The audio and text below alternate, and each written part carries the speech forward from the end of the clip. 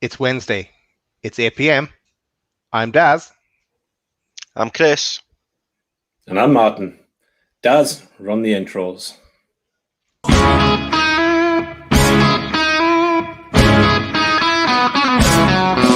the joker, the expert, the voice, but you're one of the crowd. A vision of weakness you don't... Well, I see now. I paused because I thought if I was the funny one, Chris would have gone just before I went to go. Chris was going to go, well. So I deliberately held off, knowing that he wouldn't also do it. No, which was I wasn't just doing as it this funny. week. Yeah. There you go. Well done, Daz. Yeah, well done, Daz. Somebody let in anyway. so we're back. We're back again. Back. Yeah. What a week. What a week. Great. Yeah, and it's only Wednesday. Yeah. It's not even finished yet. Crazy. Absolutely crazy, boys. What's been going on these last few days? We talk about it? Yeah, shall we? May as well. Will we have a chat about it? The enthusiasm. No. I actually put a comment on Twitter yesterday. Like I said, there was so much floating around about the European Super League. I just got to a point yesterday. I just went, I fucking had enough. I don't give a shit. All I care about is Newcastle's takeover and staying in the Premier League. I literally don't care. Don't tell me anything else.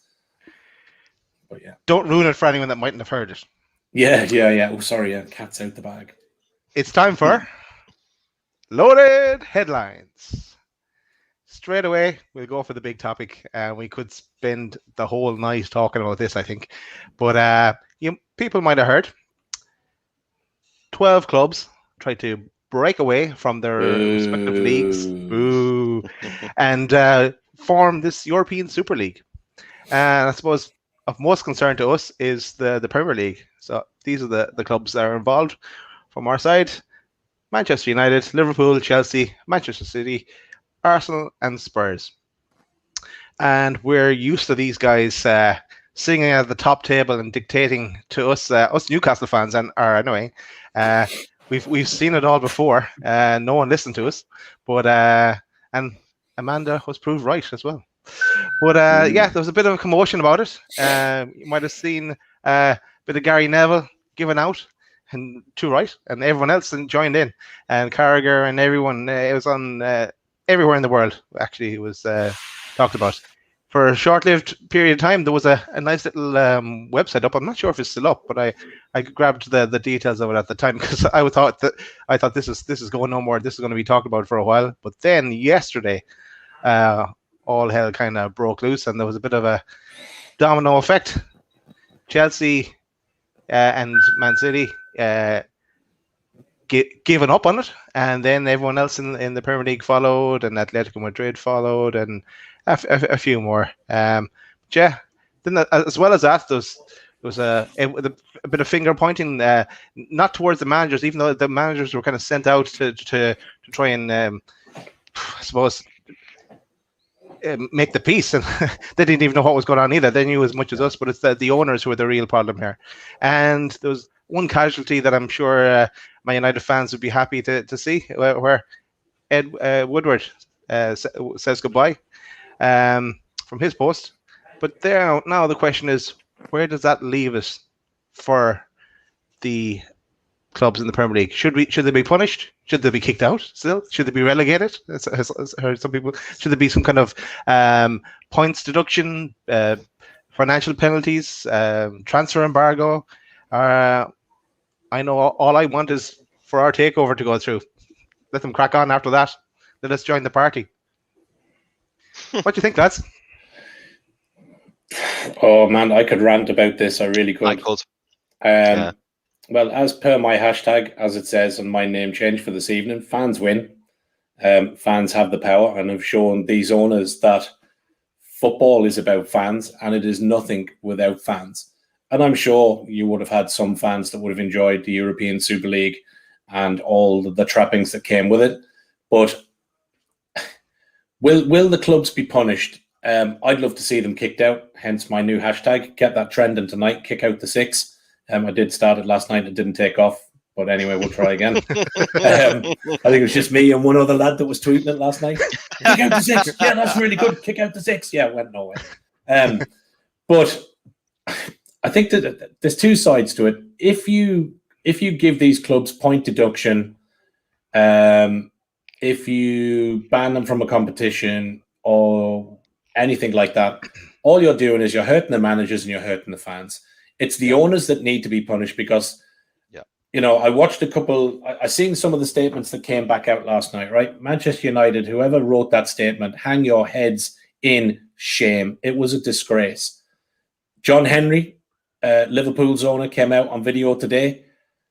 Absolute disgrace as well. Primed, set up, means nothing to these people. The fans mean nothing to these people. Some of them never set foot. And I know there'll be an argument from some people to say, well, you lads want to take Saudi money. Would we have been in the same position if we'd had that? Who knows? We don't at the minute because we've been stopped from getting that takeover, partly due to the Premier League and these same 6 clubs who, lobbied on behalf of themselves to stop fair play and competition in the league. We shouted that out. Newcastle fans shouted that out for months, and we got ridiculed and laughed at, told to shut up and just crack on. You're just a club in the Northeast. Now, all of a sudden, people are starting to see that we weren't actually talking nonsense. We were actually correct. And that there is 6 clubs in cahoots at the top table who have no consideration for the other 14. So for me, I think there's 2 things need to happen. First of all, I think all 6 clubs should be hit with a $100 million fine. And that fine money should be dished out to relevant charities across the country. That's one. Hit the owners where it hurts financially, not the club, not the fans, not the managers, right? People that came out in defense, of the fans. I tip my hat. Gary Neville, Jamie Carragher, fair play to you, lads. Gary Neville, I have nothing but respect for the lad. With the rant that he had on Monday Night TV, I think he for me would be what you want from a representative to run football right in this country. That's my opinion. Carragher stepped out. I felt sorry for Jurgen Klopp. Obviously voiced his opinion. I do believe that Mourinho voiced his opinion, and I think Levy was hell-bent on getting rid and used partly that as an excuse to terminate earlier. Obviously, for those that haven't listened, there is a thing floating around on Twitter of Jamie Redknapp caught and recorded, allegedly, talking about Mourinho's dismissal. That doesn't sound too good. So for me, the owners have to be hit. I think it would be unfair to punish the fans. Nobody was consulted. Anybody that says the clubs have apologized, I don't fucking care. They went into it willingly. These owners signed up to a new league outside of, and let's not forget, the current convention of the Premier League rules, L9, which states that no club can enter into any agreement without proper notification and communication to the Premier League. These 6 clubs told nobody. These owners told nobody. They didn't even tell the managers or the fans. They didn't tell the Premier League. So why would they not be punished? The owners, as I said, I believe should be hit with a $100 million fine. They should go to registered charities across the UK and Ireland or wherever it happens to be. I think it would be hard to punish the fans. I don't blame the fans of Man United, Spurs, or anybody else. Would you want to see attractive games? Of course you do. But this is about 6 owners who are purely in it for greed. Nothing more, nothing less. And the ones across Europe, Real Madrid, Barcelona. Again, I take my hats off to the German clubs and PSG who stayed out of it. Clubs with morals. Germany, probably a slightly different model in the fact that some of them are 51% fan owned. So for me, I can understand that. But my question now to decent fans of those big 6 clubs that they want to call themselves, do you now understand why Newcastle fans have been so agitated over the last 12 months with the Premier League and with all the stalling and the behind the scenes corruption, in my opinion, right?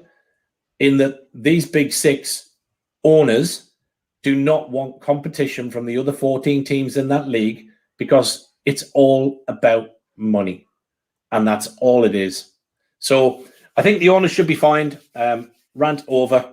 I feel sorry for the fans, but at least I think from a takeover perspective, from a Newcastle perspective, I think that the can has finally opened and the worms are coming out, and people are now seeing that the six and how much they influence that league. Lastly, do I think the Premier League will punish them and act? I don't believe the Premier League will do anything, because I believe that Richard Masters has been purveying to these six teams and trying to get them what they want, allegedly.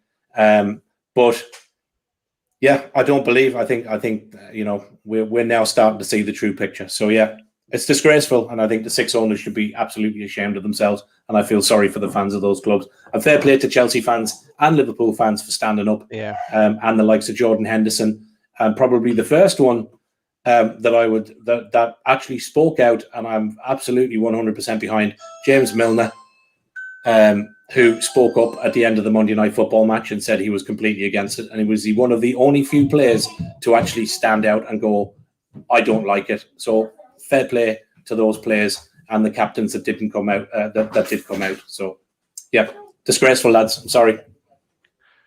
It's okay, Martin. Thanks for that.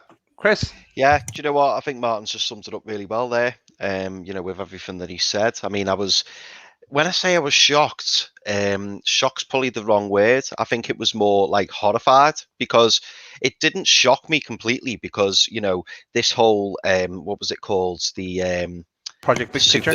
Project Big Picture. This all come out. So as soon as this come out, it was weird, really. It was like I was in a horrible dream, because at first I found it funny, because I was just like, I cannot believe they've got the audacity to do this. Couldn't believe it. And then shortly after a while, I then just became dead sad and disillusioned. And, you know, I started thinking to myself, like, imagine being a fan of one of these clubs. Like, would you just switch off from football and go, do you know what? Not interested now. I mean, how can you start something up where it's not competitive? How can you do it where, you know, 12 teams in the league, and then they invite, I think they were after another 3 members, weren't they? And then every year they were going to invite 5 new members, and then just go, yeah, so no matter what happens, U15 are coming back, and then the new 5 can come in. No relegation. It's unbelievable, isn't it? It's just like absolutely shocking. I mean, one thing I am really surprised about is how quickly it folded. As time went on, and as, you know, Gary Neville came out, Jamie Carragher came out, and then obviously we saw on Monday Night Football, Patrick Bamford was saying things, James Milner was saying things, and I thought, do you know what? All it takes, and I think Carragher and Neville did like a bit of a rallying cry on Monday Night Football. And I thought, so, you know, this could stop in its tracks, even though a lot of people were saying there's nothing anyone can do, it's going ahead and whatever. And then for them all to just fold, you know, it was it felt like, as Jimmy Bullard always says on Soccer AM, football is always the winner. And I thought, absolutely. And you know what? It was nice to see all the fans unite, and everybody was behind it. All the players were behind it. The managers were behind it. And I thought, you know, it kind of shows that there is still, you know, there's good people out there. And, you know, it gave me faith in the, you know, everyone's got rivalries. Everyone has a bit of banter, a bit of a laugh and a joke. But when it comes to our game, you know, we all got behind each other. And I thought that was great. In terms of punishments, I'm on the side of Martin. The only slight change that I'd make, I think, 50, 100 million, whatever the fine is. But for me, I'd want it to go back to the grassroots. I'd feed it down the leagues, and it'd say, you know, just say, right, this 100 million each. Arsenal, you give yours to the Championship. You know, Chelsea, you give yours to the Championship, and so on. Go to League One, League Two, National League, and just feed it down. And then all the clubs who, you know, complain about it or say, oh, you know, we shouldn't have to do that. Well, you shouldn't have done what you did. And that's why I don't think there should be a points deduction. I don't think they should miss out on the Champions League next year, because the only people that you're hurting, as well as the owners, is then the manager, the players, and the fans. And it's not fair. I mean, as I can't actually quite believe that the managers and the players didn't know anything about it. That just shows you how underhand it was and how out of order it was. So I'll leave it there anyway, Daz, for you to have your say on it. But that's my opinion on it, and I'm just really glad that it's fell through. Yeah, I'm delighted it fell through as well. Like everybody else, really. And just the effect it was going to have, and the way you couldn't get relegated from this Super League. where's the fun in watching that really? But yeah. Will it come back again in another form in a couple of years' time? It'll come back in some other format. But that's where the punishment's got to come in. If there's no punishment, why not try it again? Because there's no comeuppance. If they all get charged 100 million, oh, by the way, boys, sorry, you're going to love this.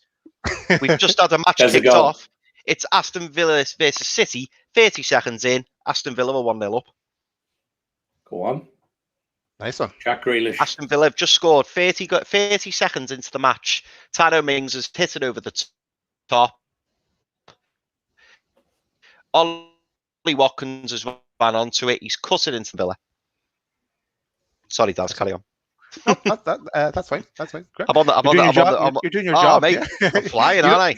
You don't have the backup of Richy, and if it looks like this is a remembrance show from Richy. If you look over my shoulder, it's not. Richy couldn't be with us tonight. He may be on later. We never know. But shout out to Richy. Yeah, look, lads, you've said it all really on this. My concern is how does this affect our takeover? Like everything else, I put it back to our takeover. And when I said our takeover, I mean the Newcastle takeover. And will this have a negative effect or a positive effect, or will it make one blind bit of difference? Is it just all tied up with arbitration or starting arbitration? And I'm hoping that now that the Premier League stands towards the big six, let's say, they're not going to be as reliant on them anymore, and it might loosen the grip on making that decision. So that's my hope on this. I think so. I think it'll. For me, I don't think it'll have a massive effect, but I do think that it's all down to arbitration. But if this arbitration swings in our favour, and then we have to go down the owners and directors test, I think you'll find, and I hope, that the Premier League are kind of a bit like, do you know what? I think maybe we should give this a shot, because they were protecting the top six, and now maybe they won't feel as inclined to protect the top six, which, can only be good for us. And just one other thing I wanted to mention, Daz, which I don't think me or Martin said earlier. I would love the Premier League, to get the likes of Carragher or Neville involved, because you need some top people like that, representing our league. Yeah. And I thought they spoke fantastically on Monday Night Football. And, Neville was so passionate, so accurate, and he was calling out. I thought it was a bit harsh that he was getting stick from some quarters of, Liverpool fans, because he absolutely gave it, not to just Liverpool, but his own team as well. And, the other clubs that he mentions. But I thought he spoke fantastically well. No, he did, and I absolutely hated him as a player when he was playing for Man United. But I really like him as a pundit, and he's really shone in the last couple of days. So fair play to him. I think the Premier League will stick by their six, but I think what it's done, I don't think it'll have massive influences on the takeover. No. I think what it's done is it's shone a light where probably the Premier League didn't want a light shining. I think if the Super League had continued, I think it would have been a problem for the takeover. But it will be interesting now, because I think if the Premier League don't do something and take any formal action, then that shows that is there a certain favoritism towards that six clubs. So I think the Premier League are stuck further behind a rock than they already were. And I'm sure whilst, the Newcastle takeover is in arbitration and probably fairly saturated as it is, I'm sure over the next few days that legal teams on either side will be fanning through certain documentations and everything else to try and use anything else that they can in their fight towards the takeover. But I think as fans, I would like to think that other fans of other clubs, the other 14 in particular of the Premier League, the other 13 along with us, are now actually truly seeing what we've been shouting about for the last year, which is absolutely that Premier League is split, and there is an absolute perversion to look after those six clubs and their owners and what they did, all down to money. And before we leave this segment, just you mentioned 100 million, 150 million from each of the top clubs, and Chris, you'd said give it to the lower leagues. Spurs maybe could give up their stadium. They're certainly never going to pay for it. Although I did see a good one there. Somebody just tweeted me. It just said, perhaps rather than 100 million payment, what about each of them has to have Steve Bruce for a year? That I like. I'm that in one. favour of I that. like that. Let's do that. I like that. Anchovy. That'll sort it out. Yeah, exactly. I'm in favour of that. Okay, I think we'll sticking with Spurs. We'll go on to what would have been our top news item. I think this week, apart from if everything else didn't happen, is Jose leaving Spurs or resigning or getting sacked or whatever way you're having yourself. So he's gone. He's short stay at Spurs. He's been at most clubs now, nearly in the Premier League. And I have the betting as well. But maybe we'll talk about this first, and then I'll go to the betting after that. Yeah, because it's changed since I stored it this morning. But I have the newer version. There you go. What do you say? I mean, I still think he's a top class manager. I think there are probably echelons and segments of the Spurs support that probably was still very heavily behind Pochettino. Personally, I don't believe Pochettino was given enough time. I think he was rebuilding.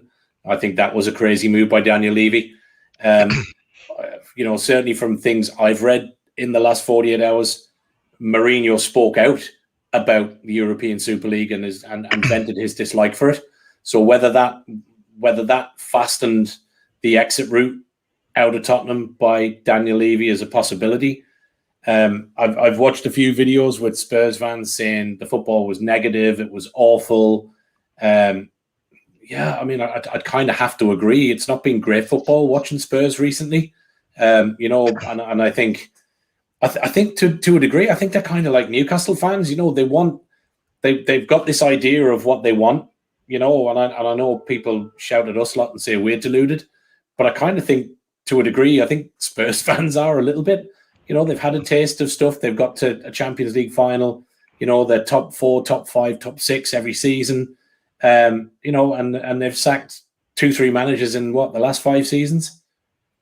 So I don't get what they want. If you just want attractive football, then hey, do you know what? Take Steve Bruce. He plays attractive 5 at the back, wing back football, all out attack with 5 wingers, 4 defenders, and 1 goalkeeper. So yeah, I think it's a shame. Would I want Mourinho at Newcastle? Absolutely, I'd take him in a heartbeat. So yeah. And the question is then, and my answer is it's obvious. But would you want? Let's say you had the option, Jose or Rafa. There are only 2 options. For me, it's Rafa all day. I'd take Jose. Chris. that's a hell of a question. That I know, and it's going to be topical later on as well. Yeah. Do you know what?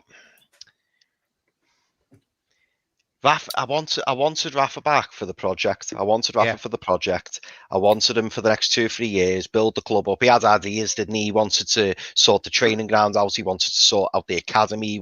He knows exactly what he wants, which I love. On the pitch and for the passion and for the players, absolutely, loving him. I'd probably say Mourinho. Do you know what? Either or would be great, wouldn't it? Yeah. I mean, if you ask me to nail me, I don't know. It's so hard. I don't know. It's easy. That's a good idea, Tom. Yeah, we'll do a poll. We'll do a Twitter poll. Yeah, we should. That's a fantastic one. That because. Sorry, go on. We might be anyway. So we might have already thought of this. Believe me. Oh, okay. Yeah. Okay. So so then I also want to throw in the betting here on this one because I've got the latest odds and I'll get rid of that comment that's on screen as well because I can't see it otherwise. Sorry. Can't see. Sarri was linked this morning. There was talk. Yeah, he moved up in the betting because he wasn't. If I can throw up the betting from this morning, he didn't appear in it at all. No. Let me show you. The betting this morning was this. Oh, I was just going to say, did Sarri replace Steve Bruce? Did he? Steve Bruce. Brendan Rodgers is not going to go. Scott Parker, too big a club. Nagelsmann, odds-on favourite, I would say. Espirito Santo, that's not. They could do worse. But I think that Daniel Levy likes a big name, and I'm sure he's looking at Tuchel that's gone to Chelsea. So yeah, I'd be surprised. I know Klinsmann was getting a lot of ground this morning when I looked at it, but obviously Nagelsmann. The bookies are very, very rarely wrong unless they're Chris Hall. But they like to. I tell you what, Mark, and I've always said this, and me and my mates have said it a lot as well. You know, the bookies must make a killing on new manager odds. Yeah, all they do is they throw a name in, they reduce the odds. I'm not even sure people bet on them, and they reduce the odds, and then people go, "Oh, he was 20-1 this morning. Now he's 5-1. I better put some money on him." Yeah. And that's a typical bookies tactic. So any bookies watching, you know, that is what happens, and I know. Yeah. Yeah. So if you're looking for Chris, we can let you know where he lives. If you're looking for Richy, John Justice Allen has the answer. Rumours of a European loaded football weekly have surfaced. Tell you what, John, they'll be murdered if there is, mate. Yeah. I can be the He'll be deducted. Yeah. To be fair, Richie's definitely going to be struggling with the 100 million fine. Yeah. Do you know what? Just I didn't have me 2 pennies worth today on the sacking. I was really shocked at the timing. Obviously, they've got a cup final this week, haven't they? Which is a bit of an odd time to get rid of him. I mean, as Martin already said, you know, the Twitter. Sorry, it was going around Twitter and it was also on WhatsApp, wasn't it? About what Jamie Redknapp said in terms of, in case anyone hasn't heard it, he basically said in terms of what he's heard. The lower Spurs were down the league, the less that Levy had to pay compensation-wise. So he sacked him while he's 7th, which is really, you know, a bit of a false position because I'm sure now they've just won. I think they're 5th now, are they? So he's probably saved himself a few quid for the sake of a match. That's typical Daniel Levy, though. Yeah, no, they're 6 now. They're 6, so he would have had to pay him more if they won today. So yeah, that's the rumour. But I know Spurs weren't playing fantastic football. I'm off for 1 minute saying they were, but I think we've all said before, players who are invested in Mourinho, you know, look at what he did at Porto, look at what he did at Chelsea. He was the new man on the scene, and people saying he's past it and he's done in football. It's just. I just don't agree with it at all. I feel like he's made the wrong managerial moves at the wrong time. And like I say, if he joined Newcastle, I think the whole place would just erupt. I think the whole squad would be behind him. But yeah, it's a funny one. And for me personally, I agree with Martin. I think they're going to go for the big name. I think they'll keep the temporary manager in via Mason till the end of the season, and then I think they go for the big name. Nagelsmann, he won't join now. I think maybe they'll wait till the end of the season. Okay, cool. Felix has joined us as well. Welcome, Felix.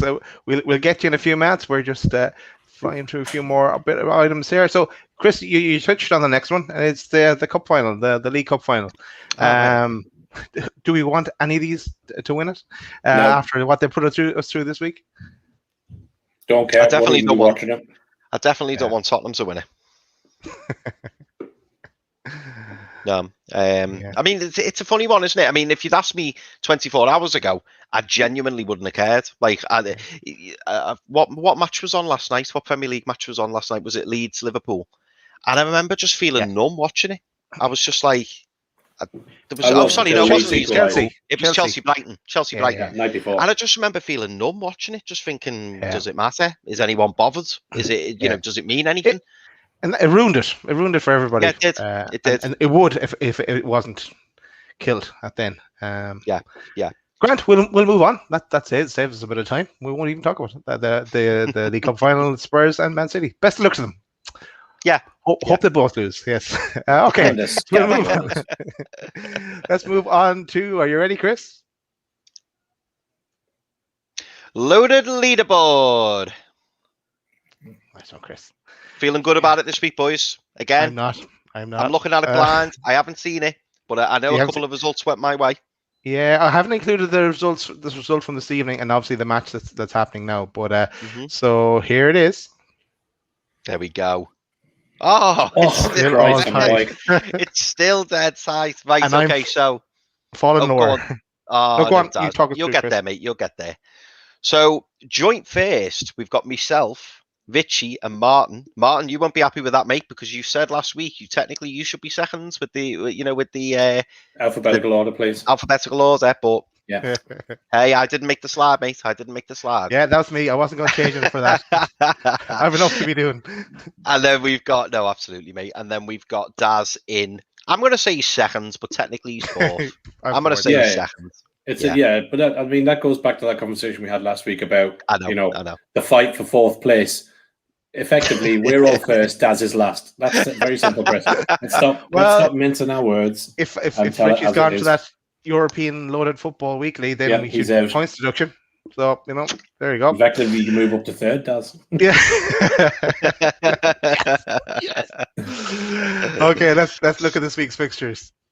Oh, I can't wait for these. Right. Okay. So we've got a game tomorrow night.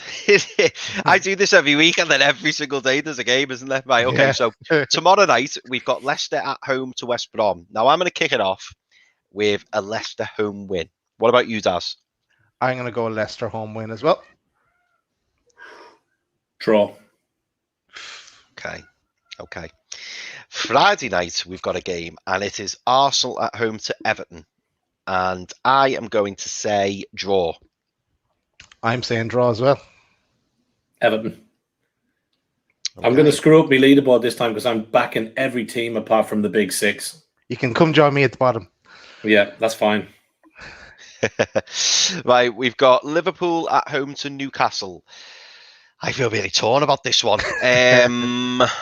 Normally, I would say Liverpool home win all day long. No, do you know what? I'm going to stick with it. I'm going to say Liverpool home win. I changed my mind on this one a few times with everything that was going on, but now I'm back to Liverpool again. Home win. Draw. Yeah, I don't think it's going to be as emphatic as it has been in previous year, lads. Put it that way. I can't see us getting the 4-0 to Liverpool then. Yeah. See you next Wednesday. Yeah. Yeah. No, I think it'll be tight. I think Liverpool scrape it 2-1. Genuinely, that's what I think will happen. I actually fancy a 2-2 draw, but there you go. Oh yeah. Well, I can see it, mate. Okay, so then we have West Ham at home to Chelsea. What a match that is, by the way, boys. We should have spoke about that, shouldn't we, in the race for top 4? Yeah. And for the sake of fantastic football, I'm going to say a West Ham home win. I'm saying a draw. Chelsea away. Okay. Then we have Sheffield United at home to Brighton. I'm going to go with the grain here. I'm going to say draw. Ooh, I'm saying Brighton.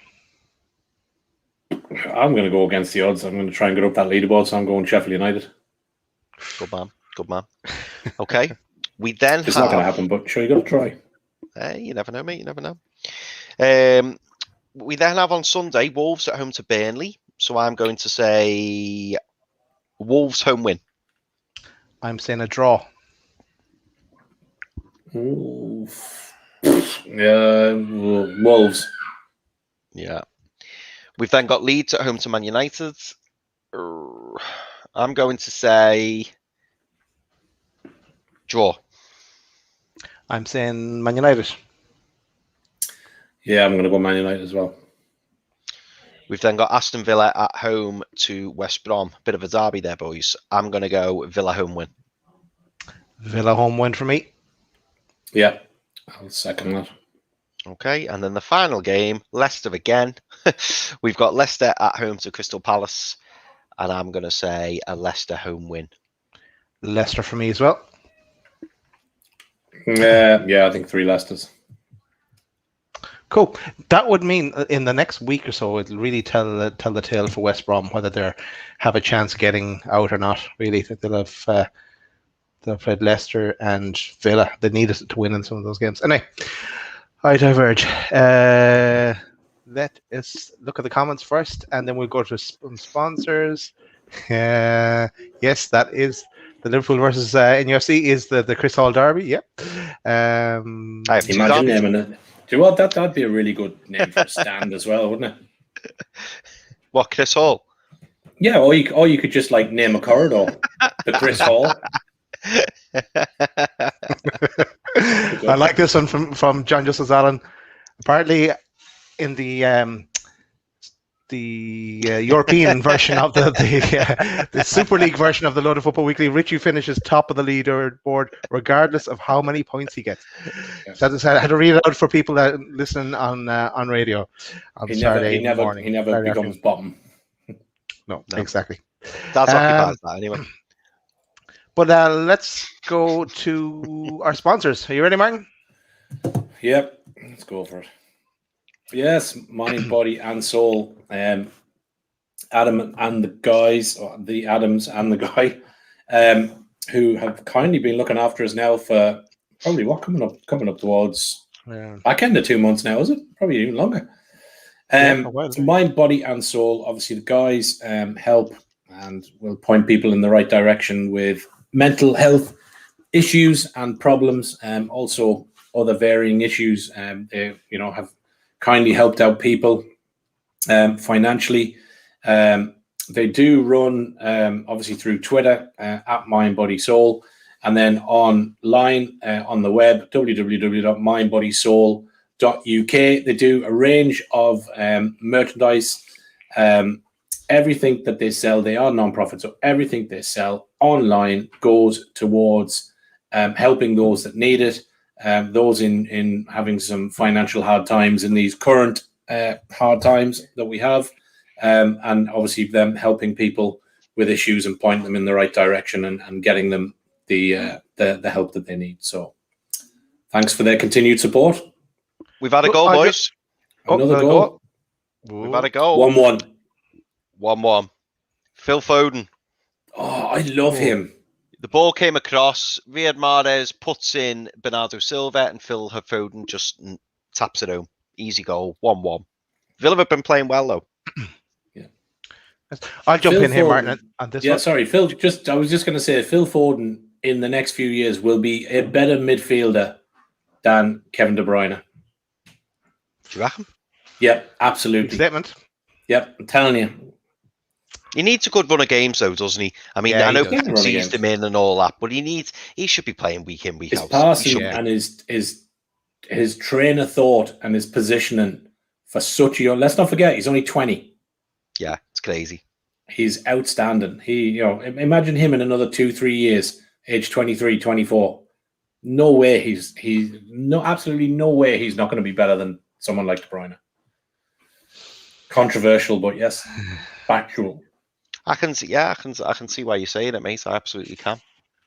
Okay, we'll continue with the sponsors. I want to shout out to Away Day Radio, to Dino and Gary and everyone there. They're our partners, and I think we're going to announce a bit more about that in the next few weeks as well with the guys. And anyone listening on Saturday between 1 and 3. Thanks for listening to us, and make sure to find us on YouTube as well. And subscribe to us at Loaded HQ. Martin, I'll hand it back to you for a bit of Retro Souls. Yes, Retro Souls UK. On Twitter, Lee, who does provides a service on new and pre-owned Adidas trainers or runners, as we call them here in Ireland. An independent retailer of Adidas originals, trainers new and pre-owned. All trainers for sale are 100% authentic and prices to suit all budgets. As he says there on his very, very snazzy slide there, if Daz stops putting the questions up, hashtag bare your souls. So reach out to Lee. He's on Twitter at Retro Souls UK. Have a look, and he does have plenty of cool retro runners and trainers up there. So get in touch with Lee and grab yourself a bargain. Excellent. Cheers, Martin. I think it's time for Loaded Tune. Sorry, I'm actually eating sweets. Sorry. I'm eating a big bag of sweets. Sorry, I wasn't expecting that. I think it's time to bring on Felix. He's waited long enough in our green room. Welcome, Felix Hill. Right, hello. mate. Welcome. Thank you. Welcome to the show. Thank you. Thanks for having me. We've got some problem at all. Right, now you need to pan the camera a bit. What have you got on the wall? Let's have a look before we start. Oh, is that a big lemon? We've got the Beatles, Kasabian. Wait, on the side as well. Can you see that? Yeah, Queen. What's Yeah. the jersey? Jersey, that was from my school team. Won a few competitions, and the final was played before the playoffs at Wembley Stadium, and that was the shirt I wore there. Boss, Very good. Yeah. Well, welcome, obviously, to Loaded Football Weekly. Richie and myself normally kind of chat around the music. Richie had obviously been chatting with you, and then I'd been tweeting and different bits and pieces. Love the tunes. Thank you. Obviously, we were trying to get you on, and then we were trying to wangle dates and sort stuff out, and then we had, obviously trying to sort between COVID, where we opening up, not opening up, and a whole heap of different things. But finally, we got it squared away, and we got you on. So we're obviously delighted to get you on. So where are things? We kind of asked most of the bands, where are things now? Obviously, me and Daz are still in Ireland, so we haven't even opened a can of beans, let alone a shop. So how are you faring out there now? That things are starting to open up. Are you able to get out a bit more musically? What's happening over the next few weeks for you, Felix? Well, yeah, things are opening up here, so pubs and stuff are all opening up. But at the moment, I've actually got my A levels in 3 or 4 weeks' time, so I haven't really got time to do much else at the moment. But yeah, but after they've finished, I'll have everything will be open. It'll be good to finally, start doing a lot more. So how, from a point of kind of your music and recording and everything else, was that affected much by COVID? Are you recording in studio or recording at home? How are you doing things currently with the music you're getting out? So we have a mic in our attic, and I've recorded everything up there. So I've written a lot of songs over lockdown, including my new song, and we recorded that basically in between sort of lessons and stuff that I've had with online school. So I've been able to keep up with that, but obviously balancing it alongside school work and just trying to keep sane really during all this difficult stuff. Yeah. No, look, we hear you. I mean, that's why us three and Richie got together and started doing this, because we were losing the sanity. We thought it would just be a summer, a kind of late summer last year and early this year kind of thing, and a year on we're still tipping around doing shows and different bits and pieces. Obviously, once you get the A levels and stuff out the way, obviously we certainly wish you all the very best for that, and hopefully you do well. What is it you want to do after that? Is it music 100%, or what's the aim? Well, music 100% is what I want to do, but obviously it would be stupid not to have backup plans or even ideas to what to do. So, because I've been doing all this alongside intense sort of A levels. So, if I went to university, I'd be probably studying history, which I study now. But obviously, I'd have a lot more time on my hands as well, so I could fairly easily do both at the same time to make sure that all avenues are covered, which is my plan. Cool. Yeah. See now, what I would say about Felix now is I need to get his number at some point as we move on, because I need to get my young lad to ring him when he gets to a point of doing the exams and actually have a little bit of common sense and go, I need to kind of have a backup plan. So I suppose as an older member of the gang and as a dad, it's kind of refreshing to hear a young lad with talent kind of go, do you know what? That is. Yeah, I want to do music. But I also want to have a backup plan and everything else. So I salute you on that, Felix. I think that's a really good attitude to have. Yeah. How, as things do open up, and obviously, as you said, you're kind of balancing the A levels. Are you going to get out and hopefully do a few gigs? Like what is that? Is that pub gigging? Are you doing any kind of anything around the circuits, or what are you doing as it opens up as such? Yeah, so as it's opening up, I hopefully plan on getting some more gigs, but the problem is at the moment, really, the main gigs that are happening are the ones that should be rescheduled rather than new actual gigs. Yeah, so most of the gigs at the moment are just the ones which were meant to have happened 5-6 months ago. But the last gig I played was a year ago now at Off the Square in Manchester, which was a week or two just before the lockdown happened. So I'm hoping to be playing some gigs in Manchester, hopefully, maybe towards the end of the summer. So maybe sort of July, August time is hopefully what I'm planning on doing. Nice. Cool. Well, we do say, obviously, because me and Daz aren't in the UK, as things do progress and open up, and as you start to get out there a bit more, please pencil Dublin into a diary somewhere if you can get out here and come and do a show over this way for us. And me and Daz will come out and just lift the suitcases or pour water and feed you grapes or whatever you need. We're happy to do all of that kind of stuff. So we're very, very cheap employees. Do your homework, whatever. Yeah, we'll do your. Well, yeah, I wouldn't do that. It's a long time since I did homework, so yeah, I don't think so.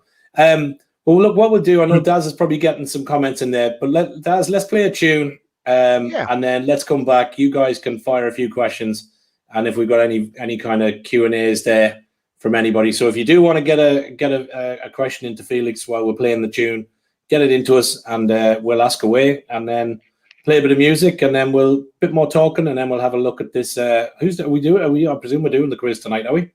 We certainly are. We do. Cool. Okay, yeah. So yeah, I have a funny feeling this lad's going to be a bit of a whiz. I'm not saying that. I think so. I think so. I think his chance to make you look a bit stupid with your quiz, Chris. I didn't. I hope so. I didn't realise how young Felix was, though. So I hope I haven't gone too. I hope I haven't gone too old, Felix. That's all I'll say. But he likes history. He likes history. Well, I might be. Yeah, I'm sure it'll be fine. And you two can help, because I've got to say, there's only Felix this evening, so it's only fair. Definitely. We'll mess it up for you, Felix. Don't worry. Yeah. Yeah, you won't want that help, Felix. Yeah, exactly. All right, Daz, let's spin a tune, and then we'll come back to some questions. Here we go. Here's Different Way. Sunday mornings never felt this good before. Friday evenings never felt this pleasing to me. A night that started with no promise at all is going to end a different way. It's going to end a different way.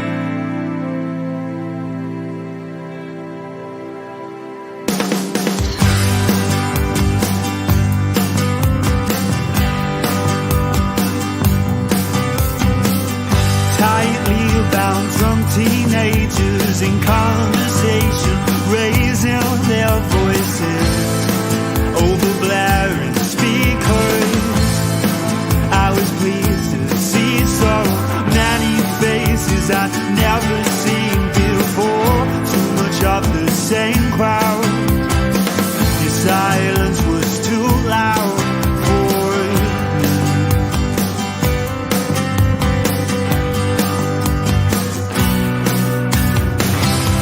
Don't try calling, now it's already way too late.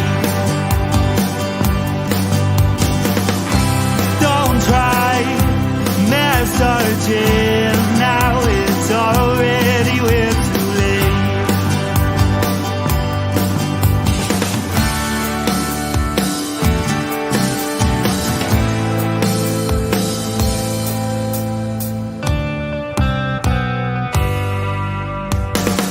Sunday mornings never felt this good before. Friday evenings never felt this pleasing to me. A night that started with no promise at all. It's going to end a different way. It's going to end a different way.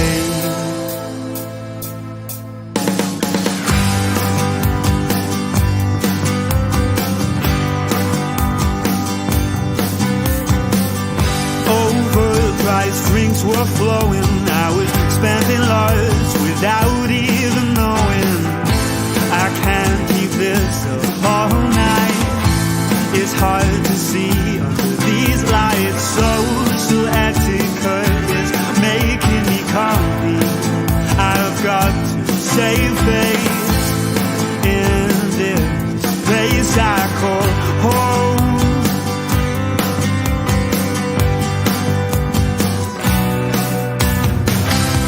Don't try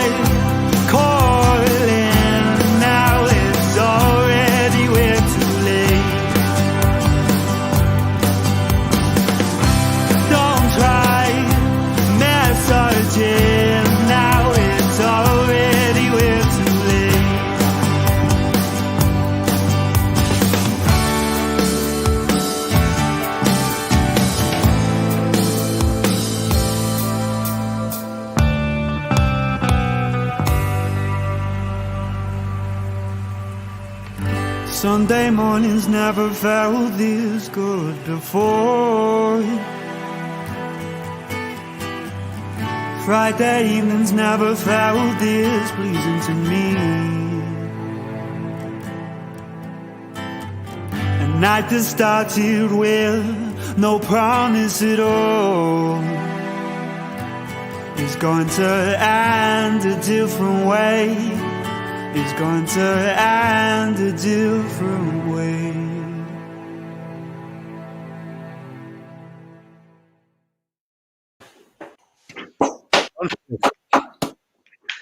Love that. Yeah. Everyone's loving it anyway. There's a few questions coming in and There loads is. of. I've seen them flying there. Yeah. Before we start firing the questions, and I ask every artist or every band this: are you signed or unsigned, Felix? Unsigned at the moment. Unsigned. So I will have the same rant as I've had every week since we've kind of started these shows, which is, we're what, show 14 today, Daz, I think it is? Show 14. So we've had 14 different bands and artists. 13. We didn't have one on the first one. Sorry, we didn't have the one first. So 13, unlucky for some, Felix, but you'll be okay. We've had 13 different bands and artists on, all of which are predominantly not signed. So I just don't get how there is such great music out there and nobody is picking these guys up. Nobody is picking Felix up. So look, again, and I shout it out every show, if you're out there, you're into radio, you know somebody in music, you're doing whatever, somebody pick up a phone, get in touch with us. We'll put you in touch with Felix, get a hold of this kid and get him signed up because his vocals are just bang on. So get out there and get this kid signed up, along with the other bands we've had on, because they all deserve a shot of fulfilling their dreams. So there you go, Daz. A bit of breaking news. Richy has been resurrected. Welcome, Richy. Richy from the dead. Good evening, boys. You all right? Welcome back, Rich. Evening, mate. Evening, Richy, Felix. You all right? Felix, Thank Richy. you. Thank you. Yeah. Now, lads, let's go to some of the questions that came in, because there was a few of them popping up, and you've probably seen I put up some the people were matching you to other artists out there from the past as well. So let's go to the questions, and I'll get to that as well. So, dream gig location from Julie. I'd probably say for me it'd be Manchester Academy, just because one of the first gigs I saw was there, watching Declan McKenna, and it really, really inspired me to want to play there, and it was one of the best I've seen still to this day. So I think there would be a great place to play for me. Cool. There's a lot of people comparing you to Morrissey, the House Martins, Beautiful South, to name but a few that's coming through as well. People are asking as well, from David here, who are Felix's influences? There's a lot of different artists, I think. Lots of sort of 2000s bands, I'd say, like The Strokes, Arctic Monkeys, bands like that. But then also from my dad, there's lots of bands like the Beatles, Steely Dan, artists like Jeff Buckley, Bruno Major, lots of different influences. And would you, obviously, I kind of like to listen to, different genres of music. Like, I'd happily put on a bit of reggae, or I'll put on a bit of rock and roll that my mum and dad used to listen to. Is your house quite a musical house, Felix? Is there is there quite a mix of music likes in the house and stuff? Is that how you, I suppose, parents playing tunes and stuff? Yeah, it's incredible. My dad's a musician who's done some incredible things. He's an incredible guitarist. He's played music for my entire life, lots of different genres. My mum's really into music as well, same as my older brother as well. It's lots of different music, really, from each room of the house at this point. Okay, there you go. Daz? Back to me. Question for Richy. Hey. Who are your musical influences? Have you been on a Zoom call with Daniel Levy? I wish. Okay. One of John's. Actually, there was a question here earlier that John wasn't going to ask that he asked everybody. Yes, and Felix answered it already, I think. But did you write a song about lockdown during lockdown? No, I've not written anything about the lockdown itself. No, trying to avoid that as much as physically possible. Yeah. Cool. I think there was a goal as well, lads. You've mentioned it in the chat. Do you want to tell us about the goal? Yeah. So the Man City have scored. So Man City are now 2-1 up. I didn't want to interrupt Felix mid conversation there, but yeah, Man City have scored. Bernardo Silva put a cross in, and Rodri just headed it in. Again, pretty easy goal, but I think City are in full control now. And good question here from David. Who would you compare your voice or style with, or would you think? Is it you're unique? Have your own style?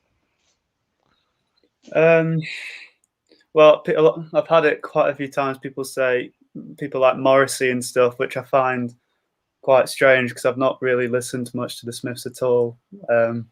So maybe that's just because we're from a fairly similar area, maybe, or a vocal range, maybe. But I'd like to think it's sort of just a combination of lots of different bands I listen to, really. I think I wouldn't say there's one particular artist that I'd compare it with, really.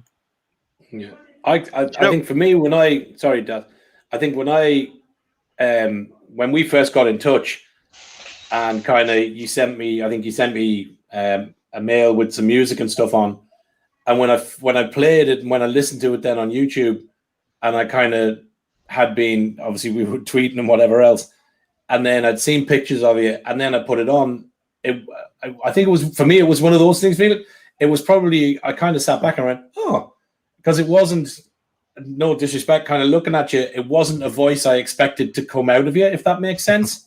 Yeah. It's real melodic. There's a real soulfulness to it.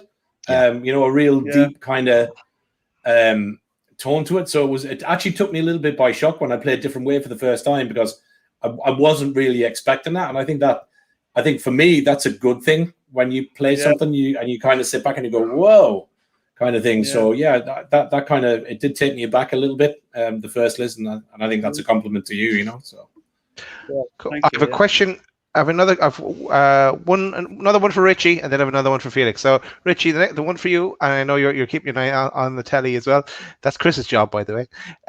Your question, Richy, is: have the plans for the European Loaded Football Weekly been scuppered? Well, I don't know. It depends. I'll have to get together with you the big three and see what can happen over the summer. Sounds like you're the one that says the well bit in the European version. Cool. I was just going to say that. Well, a couple of things. So John Stones has just been sent off. It went to VAR. They weren't sure whether or not it was worthy of a red card. The referee went over to the screen, and to be fair, it did look like a red card. Stones has gone in, stood showing. He's missed the ball completely, and he's gone into the thigh. I think it was of El Ghazi. So yeah, he's given the red. Pep Guardiola's not happy about it whatsoever, but to me, it did look like a red. It looked dangerous, and I think that's why it's been given, because it's reckless and dangerous. I agree with Chris. Definitely what said. Yeah, so that's a kick in the stones. I was just going to say to you before, Felix, what's fantastic about your voice? It's so distinctive and it's so unique. So, like, when I was listening to it, then I completely take the point Martin was saying, about you wouldn't look at you and hear that voice and think, oh, that sounds like it's come from you, which is a compliment, because your voice is so strong, and it sounds really of someone with real experience, someone who's much older than yourself. So, as I say, that's a real compliment to you. I really like your voice, mate. Was your dad the first person? Your dad the first person you sung in front of, or again? I was going to say when you were younger, but was it kind of singing? Were you always singing around the house and stuff? So like, mum and dad would have been used to you singing, or did you just kind of sit down one day and go, "Hey, listen, lads, I can sing," and kind of belt something out? And did your dad and mum kind of go, "What the fuck is going on here?" Or like, what? How did that all kind of come about? Well, they knew that I'd been writing a bit, but then I think one day I'd sort of just sat them down and I played them a song, which was actually on the piano, and they were just sort of very taken aback by it, or just because they didn't really, I don't know, they just weren't expecting it. It just sort of happened, I think, really. It wasn't really a build-up of stuff. I just suddenly kind of clicked in my head, and then I could sort of do it. But even with the first time that I played a gig, it was I was supporting it was a sold-out show at the Deaf Institute, and I'd never sung in front of anyone before. But you've just sort of got to go ahead and do it. There was like 300 people there, but you've just got to see what happens, and it went well. So, yeah. Very good. Daz, I did see a good question came up there. Yes, that just came up there.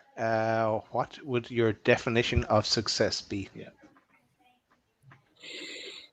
Well, definitely doing it as a career would be successful, but also I think putting on gigs that kind of distract or take people's minds off something for at least an hour or so, and then something that's memorable, and even music that can just sort of help people from day to day and people can enjoy it. And I think really just try and help other people, I think, really, by providing something pretty positive and good.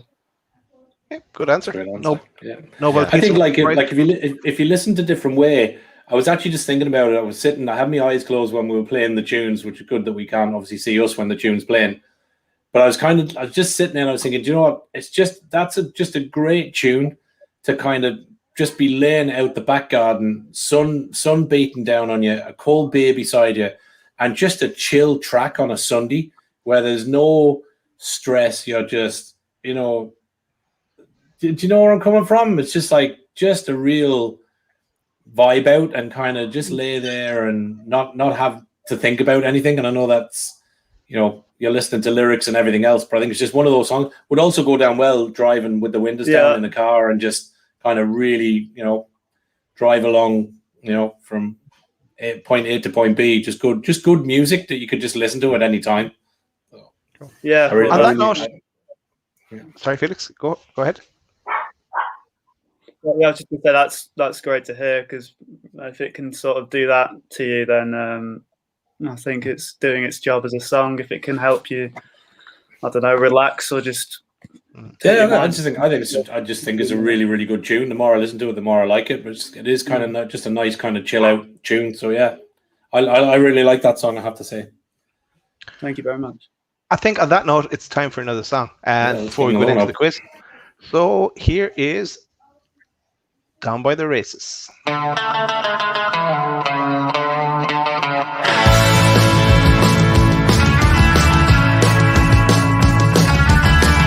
Too hard to handle. You should come with a warning in the midday sun. It's hard not to crack the smile when the pressure's out. A drink after another, surrounded by friendly faces. Down by the races.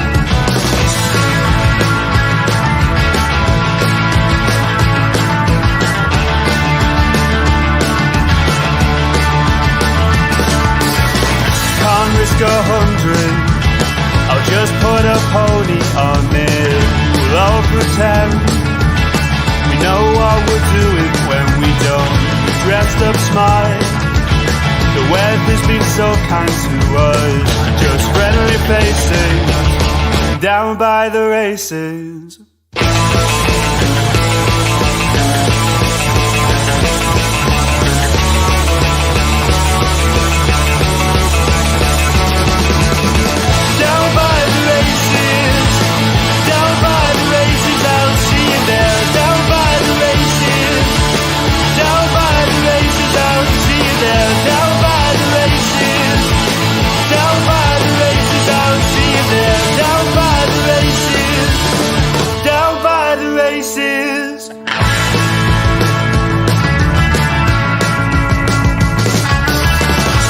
It's familiar, it's not our usual scene, but it makes a change from the same day-to-day routine. Sometimes everything isn't enough for someone. Coming over the terrific run now, and it's Bill Park. Bill Park has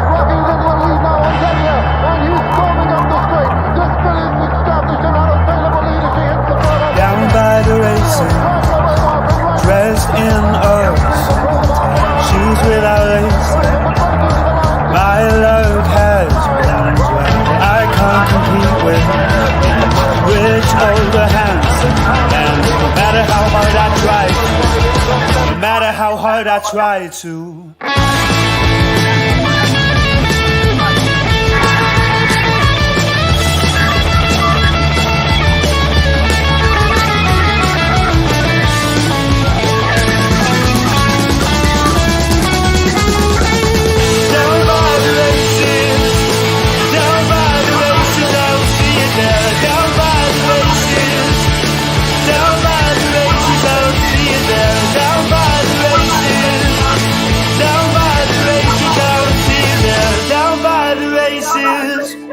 Down by the races.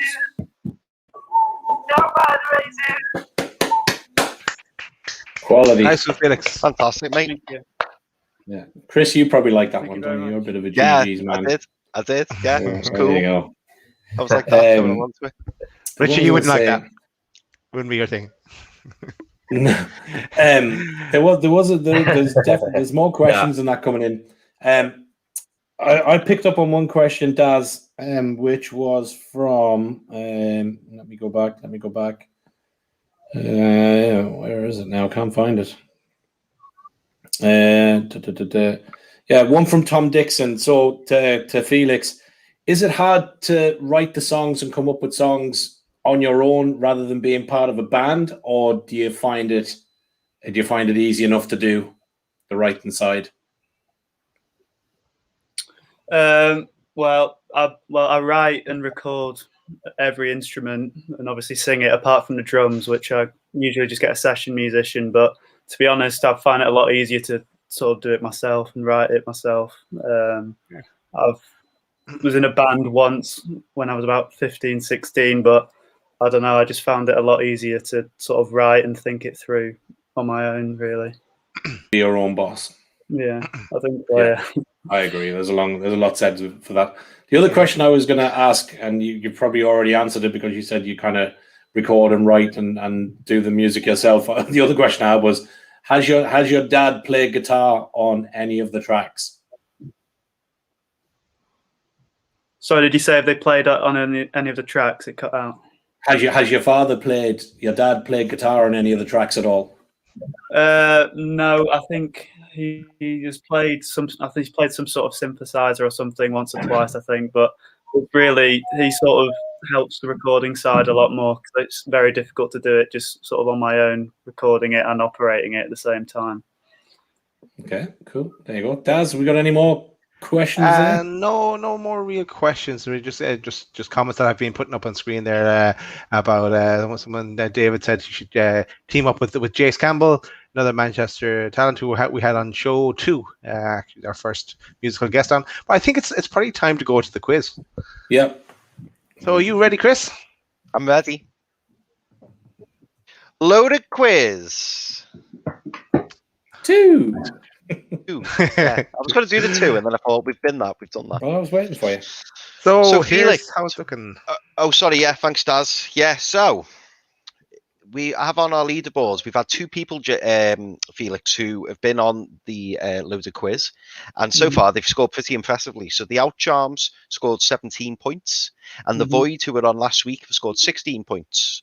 So we then have you there, Felix. So I'm hoping, mate, you can score pretty well. And we've already discussed this. Rich, you may have missed it, mate, but we've already said we you lads can give Felix a little helping hand if he needs it, because he is on his own this evening. And we've had a lot of bands on recently, haven't we? So I think it's only fair that he has a couple of lads to help him out. Okay. Or you can phone a friend. Yeah, absolutely. So, Felix, we have 13 questions for you with 16 points up for grabs, and then there's a possible 4 bonus points later. Okay. So, I'm going to start with question number 1, mate. And I hope this one's okay for you. Okay. So, which club did record Manchester United goal scorer Wayne Rooney score a hat-trick against on his debut for the club? I appreciate this was a long time ago, mate. Yeah. I actually watched the game. I remember watching it, and I'm sure a couple of the lads must have watched it as well. Yeah. Champions League, am I right in saying that, Mart? It was Champions Was League? Champions League debut, yeah. Correct. At Old Trafford. I have a feeling. Is it Fenerbahce? Boom. Stick with that feeling. Yeah. Yeah. I can answer that, mate. Well done. Okay. Well done. Good shout. Question number 2. What shirt number does Bruno Fernandes wear for Manchester United? 18. Very good, mate. Very good. Cool as a cucumber, Felix. Okay. Question number 3. At which venue is the F1 British Grand Prix held? You know what? I can think of a Silverstone. I don't know if that's right. Very good, mate. Very good. Okay. Question number 4. What is the national dish of Spain? Paella. I don't know. Okay, mate. Okay. Question number 5, and this one's for 4 points, Felix. Okay, and this is where you might need the lads' help. You might not, to be fair, because you're absolutely smashing it so far, mate. So you might need it, you might not. Okay, so since the 1980s, can you name me the 4 Man United players that have been named full-time England captains? So the 4 United players that have been named the full-time England captain. I think 3 of them you'll have no problem with, but there might be one that you might get stuck on. Well, Wayne Rooney, I presume. Yeah, he's in there, mate. Rio Ferdinand. Yeah, I was just about to give you the hint then, but yeah, you smashed it, yeah. And then you have to think back a bit further from Rio. I think he played with Rio. Yeah, I think he did. Probably did, yeah. Sorry, I'm saying centre back, not a centre back at all. A right midfielder. Beckham. Yeah, and then the last one is way, way, way back. Club legends. So you'll know him, but he might be. Well, he'd be well before your time. Put it this way, I don't actually remember him playing for Man United, and I'm 34. So, but the Martin will know. I probably do know. Martin will bloody know. I know Martin him played with him. That's harsh. I have confidence. I don't think. Will I lads, help can you help him with that one? I was going to go with Brian Robson. Yeah, me too.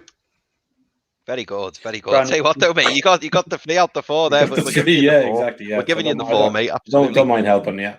This is a nice recent one for you, Felix. Okay, so what is rapper P Diddy's real name?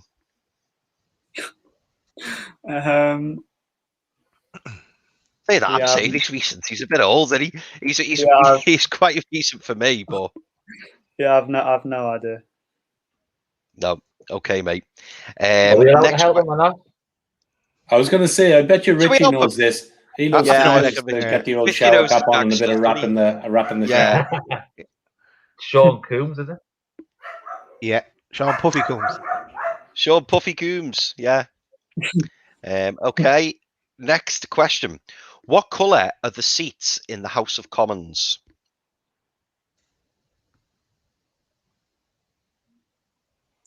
I'm thinking green, but that might be the Lords. I'm not sure. Or is it green? Very good, mate. Very good. Yeah. Okay. Question number 8. Which team did Man United sign Steve Bruce from? Our favourite guy. And if I can give you the clue for this, So you'll know the team, obviously, but it's again, it's a very, very far one. They're doing very well in the Championship. Did you say it began with an N? Sorry. Oh no, I didn't, but it does. That's your clue. Is it not? Is it Nottingham Forest? I don't know. No. Do you want to go on? I'll give you another go. Very, very well in the Championship. Norwich. Is it Norwich? Yeah, absolutely right, mate. Okay. Next question. Okay, so the popular Netflix series Stranger Things has a new season due out next year. What number season will this be? Is it 5? Okay. Next one, or next question, should I say? What is the name given to small sausages wrapped in bacon?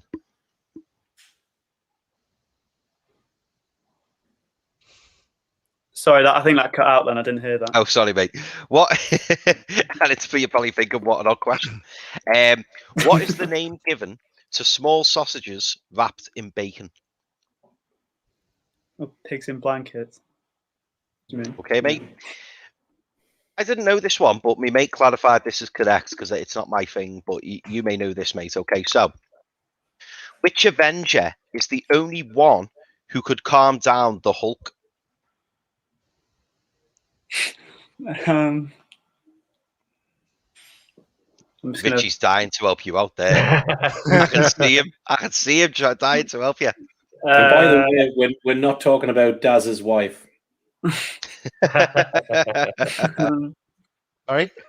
I'm just gonna guess Thor, but I've no idea. Richie, do you want to get my hands? You look like you were ready. It's definitely not Thor because he's probably one of the ones that winds him up most. No, it's Black Widow. Very good, Rich. Well done. Teamwork there. Okay. What is the name of the longest river in the world? The Nile. Okay. And then final question. Which player is affectionately known as the King to Manchester United fans? Eric Cantona.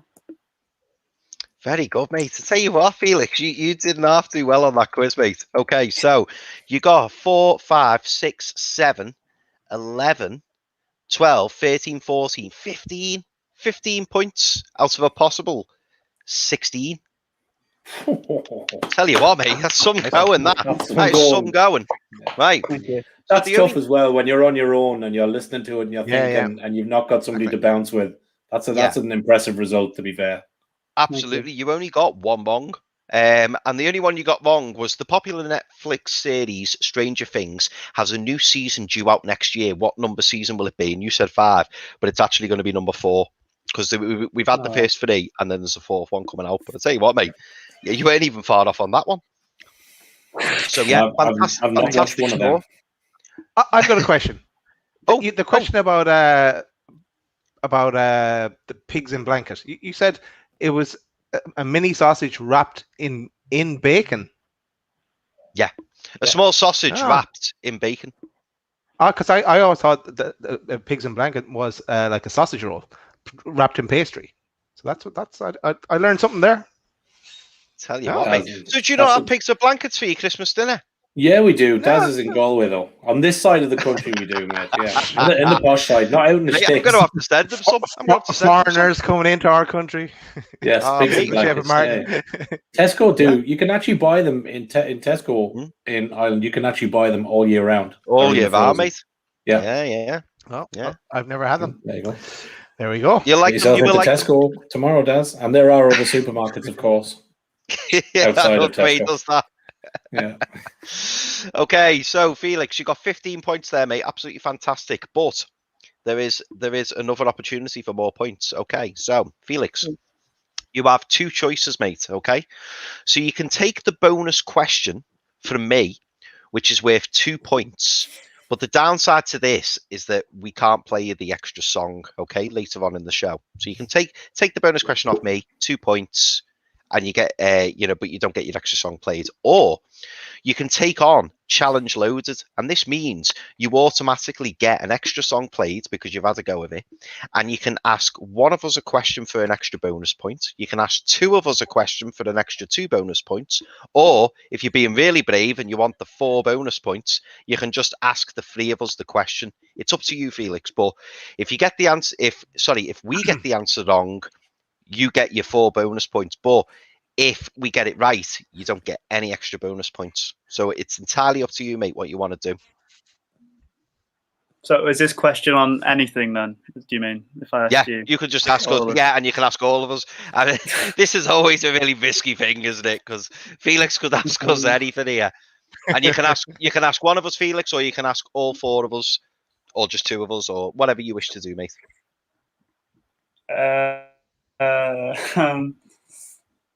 What was the second option again? Sorry. So yeah, the first option is you. I can ask you a question, but you'll get your 2 bonus points. So it's entirely up to you, mate, what you want to do, or you can just ask us a random question. It's entirely up to you.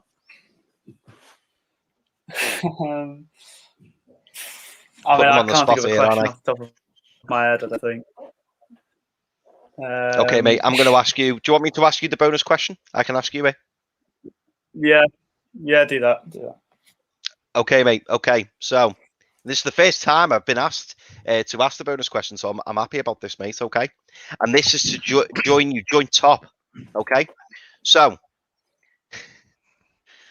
on the 20th of October, 1996, Manchester United played Newcastle at St James's Park. But what was the score on that day? And there's a clue for you, mate. We've released a DVD of it. That's all I'll say. That's like one of our best results ever. And I will say to you, and this may jog your memory, I don't know whether you've seen it or not, a certain Philippe Albert finished it off with a chip over Schmeichel. It was a hell of a score, mate. I mean, I don't know it. I can just blindly guess, maybe, but yeah, I don't know. I can have a guess. What are you boys? What are you boys helping? Maybe we should help you. Oh yeah, 5-0. 5-0, Yes. and it's unheard of. It's absolutely unheard of, and you can tell it was what? How long ago was it? Just the 24 years ago, was it? 20 guys, yeah. I was under the age 25. of 50. Yeah. Very good. There you go. Yeah. Oh, So joint fantastic, top. mate. Fantastic. Joint top, 17 points, Felix. All on your own as well, mate. Fantastic. Well done, fella. Well done. Well No, done. Chris, does he not go top in alphabetical order? Oh, he's top. He's top. That's got top, Yeah. yeah. Felix, yeah. So Oh, you there missed you go. that before, Oh, Rich. Sharon's changing their name. You missed that before, mate. Martin's been had off again. Martin is joint top, but he's third and you're second. Third. All right, I'll have you again. Okay, lads, I think we'll move on. Felix, are you okay to stay? Do you want to hang around, or what? Or do you have studying to do, or up to you? Would you like to stay? I do think I do have some studying to do. I think I've got some homework in for tomorrow. No Good problem. man. No problem. Fair So what we'll play, do is we'll play your tune as we say goodbye to you then, Felix, and thanks a million for coming on and join top of the league. Yeah, The best luck in the exams as well, Felix. Oh, Yeah, yeah. Hope you do really well. And keep in touch. We'll keep pushing the music and stuff. And again, as you get out there and things start to open up, if you've got stuff or you've got things on release, give us a shout and we'll give it a push for you as well on the channel and on the media and stuff. Okay, mate? Okay, thank you for having me. Cheers, Felix. All right, Take care, mate. Felix. Thank Thanks, you. mate. Cheers, mate. Anytime. All the best. Here's 14. Thank you. All the best.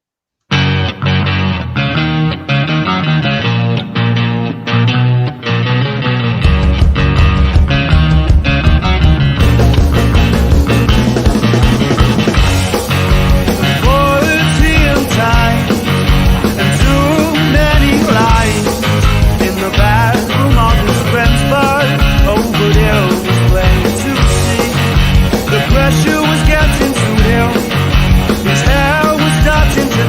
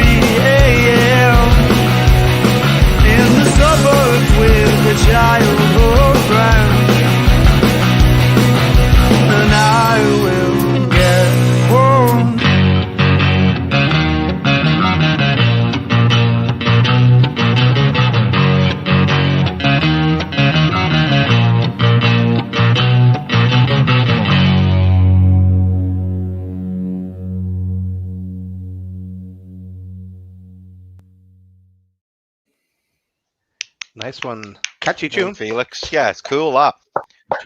Cracking voice. And everyone yeah. having good things to say about Felix as well. So that's nice. Very Exactly. good. Can we just I think we'll say, move on, lads. sorry, just before you do, obviously we're very, very quickly in our chat there, we were just chatting. Can I just say what a cracking lad he was? Young lad, into the A levels, making some good music, working out the house, recording and stuff, but genuinely, and I think anybody, most of us here are dads. I know some people on Twitter will go, "Oh, the over 40s on YouTube, look at them," whatever, right? But as a dad with 3 kids, that was genuinely nice to have such a young lad on with his head screwed on. So I really, really hope he gets everything that's due to him. He's an absolutely exceptional young man. So well done, Felix. I echo that, mate. Yeah, he said he's off out for the night now. Yeah, Won't that's see him. him He's for the gone rest pubbing. Yeah, He's got the pub, yeah. Time to move on, lads, and I think it's time for. Are you ready, Richie? Yep. Loaded 11. Nice and Richie. And the result from last week was as follows. This is for our second striker to partner Alan Shearer up front. Chris doesn't know. He doesn't keep an eye on it. I do know. Of course I know. Get in. Here's the result. R9. Sorry, Rich, but it had to be. I'll tell you what. To be fair, Chris, I said I'd be happy with either of them because they were both quality players. You did. Don't say sorry to Rich. That was my pick from a couple of weeks ago. So don't say sorry to Rich. He's just jealous because I've got the most players in the team. That's the problem, aren't you, Dad? Wow. So, Boys, stop not being funny though. Look at that front 5. That's ridiculous. Yeah. Pelly can't even get into it. Pelly can't get in. He tried twice and he can't get in. No room for Sean Wright Phillips. No. So congratulations to Ronaldo. Yeah, big Ronnie. Brazilian Ronaldo. Yeah. And his 2 mates. Okay. So we said then that we needed a manager to manage this great team. So who could do the job? So we went around selections. I think I got last pick this time. And Chris, you had a few thoughts early on. I think you were going to go for. I think it was fair pick. Yeah, it was close. You were going to go for JFK. Yeah, JFK. Yeah. Like the other one, should have been assassinated. Yeah. And for anyone who doesn't know who JFK is, it's Joe fucking Kinnear. Just in case anyone didn't know. Johan Kebab knows who it is. Johan Kebab knows, yeah. Keith Roll says Pelly is appealing the decision, lads. Yeah. You probably need to. Put him at centre back. It's gone too far. John Just Allen says they would piss the ESL, and they would. They wouldn't that European Super League. No, they would. They couldn't get relegated anyway. So, but yeah, seriously, Chris, your pick for you're going to talk us through first. Your pick was you said you wanted to bring sexy football back. So one man. Ruud Gullit. Yeah, no, I was joking when I said Ruud Gullit. I did, to be honest, I considered it, didn't I? I did consider it for a joke, but yeah. No, I decided against Ruud Gullit. It was close, but I had to go with Jose in the end. Had to be Jose. I mean, I was talking about him earlier, and funnily enough, I've kind of answered my own question, but I would have preferred Jose or Rafa. And to be fair, the first name that jumped out when this came up to me was Jose. He was in there. I mean, don't get me wrong, I didn't have. Was I third pick this week? Daz, yeah. I think it was third pick, wasn't I? Yeah. So Jose was always in my thoughts, and yeah, I had to pick Jose, and there he is with his finger up, the special one, Jose Mourinho. Special one. So, okay, I've got a bit of background, boys. Okay, so Mourinho, as we all know, is the very, very recent Spurs manager who's currently 58 years old. And I don't think anyone can argue he's one of the most charismatic managers out there. He was born in Setúbal, Portugal, and as a player, he played in midfield in the Portuguese league, and he made 94 appearances, scoring 13 goals. So he didn't have the best playing career, let's be honest. But he'd be one of the first people to admit that. Okay, so however, as a manager, Jose Mourinho started off with Sir Bobby Robson. So he worked as an assistant to Sir Bobby Robson. I think his very first job with Sir Bobby Robson was a translator, as far as I remember. And then he became a coach. That's right. Yeah, so he's really started off at the bottom and then worked his way up. But to be fair to him, as a manager, he did have a brief stint with Benfica, and then you're going to have to excuse my pronunciation here. He then went to União de Lira, and then he went on to manage Porto, Chelsea, Inter Milan, Real Madrid, Chelsea twice, Man United, and most recently Spurs. So that's some catalogue of clubs, and I'm sure there'll be more to come. His club achievements as a manager include 2 Premier Liga winner titles. I'm assuming that was in Portugal. He also won the Taça de Portugal. He's a 2 times UEFA Champions League winner. He's won the UEFA Cup. He's a 3 times Premier League winner. He's an FA Cup winner, a 2 times Community Shield winner, a 2 times Serie A winner, a Coppa Italia winner, a La Liga winner, a Coppa del Rey winner, and a Super Coppa winner. So literally, boys, and I'm sure you'll all agree with this, he's done it in Italy, he's done it in the Premier League in England, and he's done it in Spain. So I hope you've got your good picks coming up, okay? What else have I got to say about Jose? I think that's it, boys. I think that's it. I think I've done the very best I can there with Jose, and like I say, he's up there with the very best. Will he get picked? I don't know. Because I know you boys have picked some fantastic ones this week, but I think if you're talking about one of the best managers in the world, you've certainly got to mention Jose Mourinho. I thought you might actually change your selection, Chris, because you'd picked Jose before the sacking from Spurs, so I thought, is Chris going to change it? But no, you're stuck with him.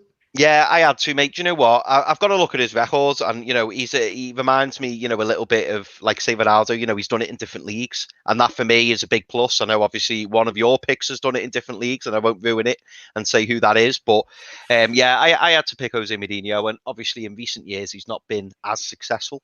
But I still think there's plenty in the tank, and it wouldn't surprise me if he, went and got another top job and added to that trophy haul that he's already got. And Keith Roll has jumped in as well. There you go, with Keith. Some more stats. Yeah. There you go. Yeah. Perfect. Absolutely fantastic. Fluent in 7 different languages. I didn't know that.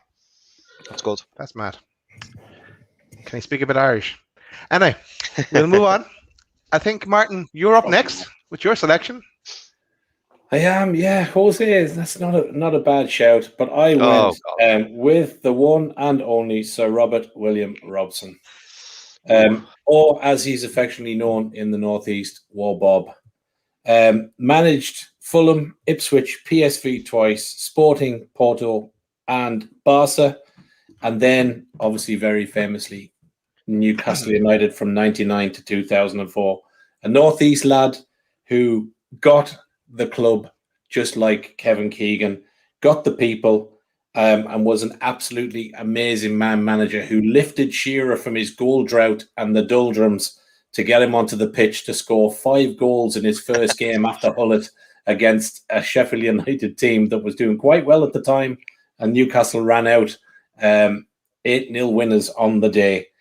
Unfortunately, he departed us on the 31st of July 2009 from lung cancer after battling cancer prior. Obviously, the Bobby Robson Foundation that was put in his place leaves a long and lasting memory and helps those in the Northeast. Obviously, knighted for his efforts and his work with football.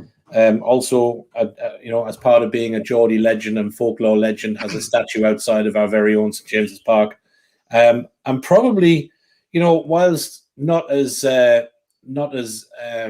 suppose influential in winning as many trophies as probably Jose did, for Newcastle fans and for those of us that just absolutely love the guy, is probably the most famous for the one thing that he did say, which was, what is a club in any case? It's not the buildings or the directors or those people who are paid to represent it.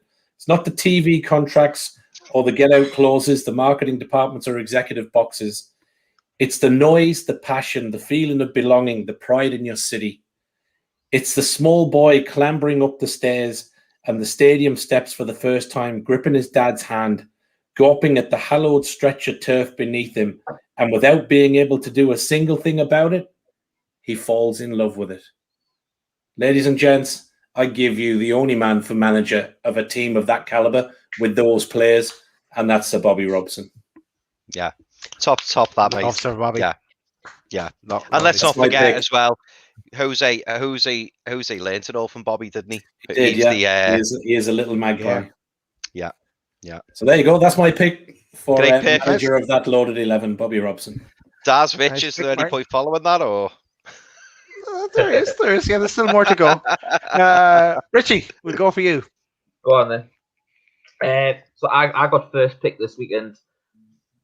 I was torn between who I chose and also who Martin chose. One for sentimental reasons, which I think that's pretty straightforward who that guess was.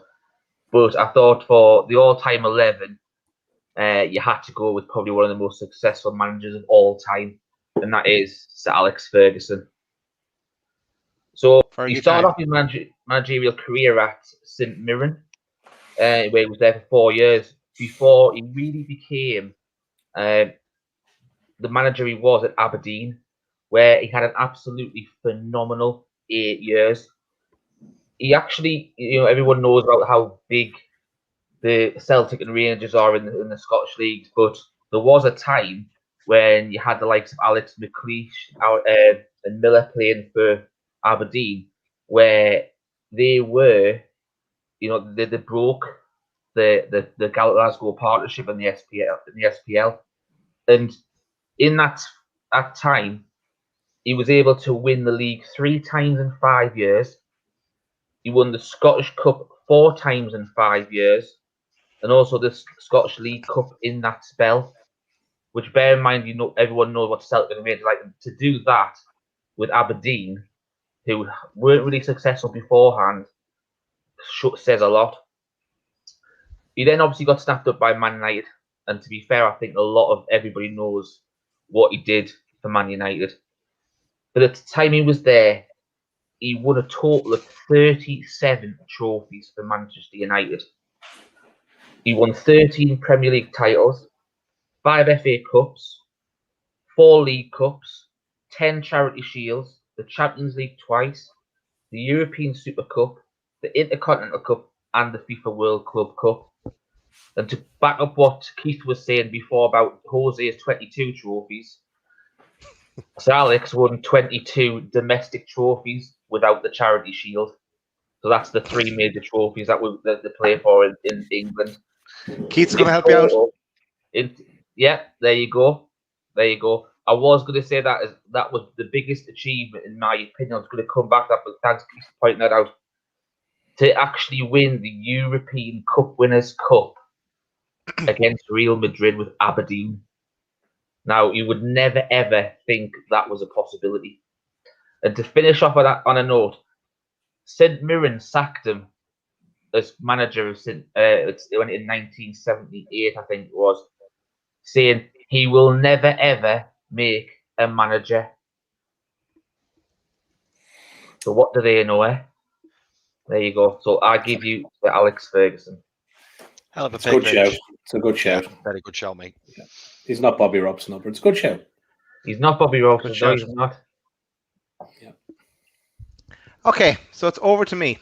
So I had last pick, and I think if I quote Chris, Chris Quiz. Johnson Wasp. Quiz with the quiz. He said, "There's no other selections left.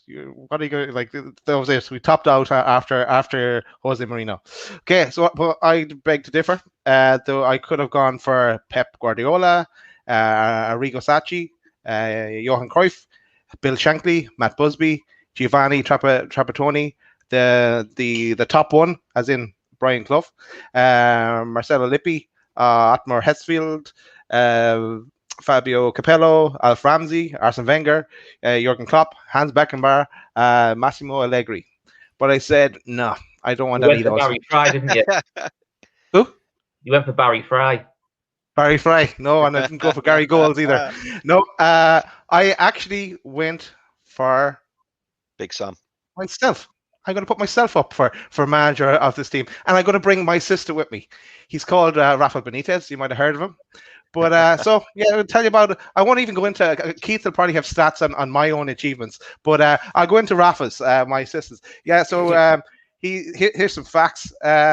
So yeah, this man loves the project, and So yeah, he's been at Valencia, won the Liga twice, UEFA Cup with them. Liverpool won the FA Cup, Charity Shield, Champions League, Super Cup.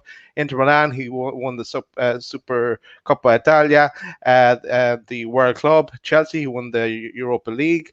Napoli, he won the Coppa Italia and the Super Coppa Italia. And Newcastle, he won the Championship. So yeah, I'll give you Rafa Benitez. And yeah, you probably ask yourself, what kind of qualifications do I have? But I've completed Football Manager. So yeah, that's what my credentials are. So I put myself up for nomination, along with my assistant Rafa, to take on the Loaded 11 and guide them. Now we'll only be around for a short while because we have another upcoming project in the summer to take on. So, but just for this, I'm putting myself up for nomination. There you go, lads. Beat that. I think the viewing public and the listening public, your actual achievement though, Daz, was the reason why you completed Football Manager because you were sacked after 5 games. Nice one. I think the picture is quality though, Daz, because you just look at Raf and you just know deep down in his mind he's going, "Would you ever fuck off?" Look at his face. Daz is like the picture of Daz looks like he just got off the special bus, and Rafa's like, "Fucking, this is the 13th I've done. If you ask me to sign anything, you're getting a boot up your hole." I didn't ask him to sign anything. I just said best of luck. Brilliant. We're just after getting relegated, actually, and it was the season of the championship. But anyway, it worked out. It worked out. He got us back up. So on that note, funnily, when they did go down, he didn't ring you though, Daz, which is another. He'll be back. He'll be back. If only he'd known you completed Championship Manager, you probably forgot to tell him. I'm not going to even respond to that one, Julie. Anyway, I think go put that back up. Put that back up. Let's investigate that picture. Put that. Is that a comb over, Daz, or really? Can we put the picture back up, please? You got the picture up as well. Yeah. Go yes, on, please. Let's put the picture back up. Oh. I was just after getting the haircut, I think. It's definitely a Bobby Charlton, isn't it? It is, yeah. Daz Shocks, recently seen as he was obviously the stunt double for the Hamlet cigar man, whether he's in the cinema box. Oh, writing your name down the list, Martin. You're going on the list. Bobby Shocks. I'll come this week or next week. I'll come for you. Okay, Brilliant. I think it's time to move on to who's coming next week. Are you ready, Richie? And I'll get rid of that comment as well. Oh, hang on. There's some stats from Keith. Say what, Keith's flying with these stats, isn't he? Yeah. He's the stat man. Love it, Keith. Okay, let's go to Richie and what's happening next week. Your friends on. So next week, we've got the normal loaded headlines, loaded leaderboard, loaded tune with our special guest Jay Tennant. We've got loaded quiz again. Maybe, yes, no, for a mystery guest as per usual. You never know what's keep it on. I love it. And the shock that we don't even know yet. What will happen after a Loaded 11? So you can follow us on Twitter at LoadedHQ1, on Instagram at LoadedHQ. Subscribe to Loaded HQ on YouTube at www.youtube.com/C/LoadedHQ. Give it a like and subscribe for free. Enjoyed all of the content we've been put on recently. Remember, it's not just Loaded Football Weekly, we've also got Loaded Mag now. We also do some specials as well. Look out for those. Nice one, Rich. Let's look at the comments for a second, guys. People liking Julie's comment. I don't like this. Thanks, Julie. You redeemed yourself. Great, and no breaking news, Julie, because we know if something happened in the world of football, you'd be onto it like a flash. Just shout out, lads, for what's coming in the next few days. We have to talk about it ourselves first, but yeah, we were meant to have a loaded mag happening on Friday.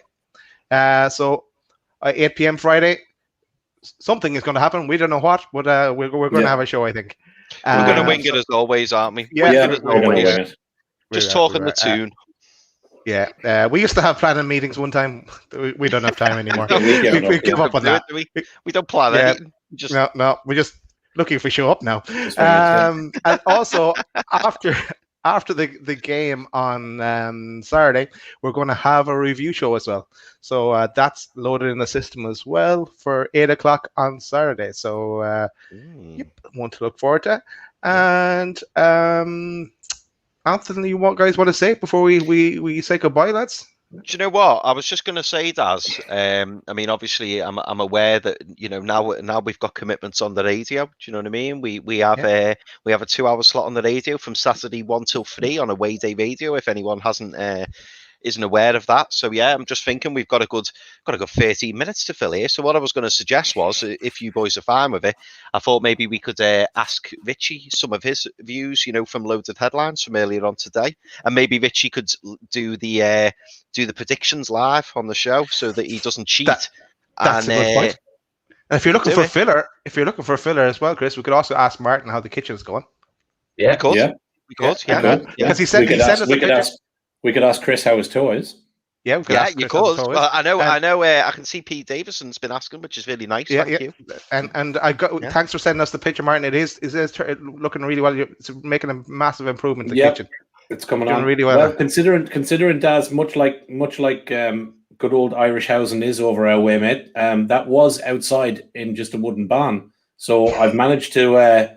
We have progressed to having a plug-in microwave. We've gone off the meter box. So we've now got proper electricity without the donkey tied to a big pole to generate electricity. So yeah, we're moving up. Nice one. Like it. Exactly. Can I just say, not Martin's kitchen? No, that's not mine. If it was, I would be divorced.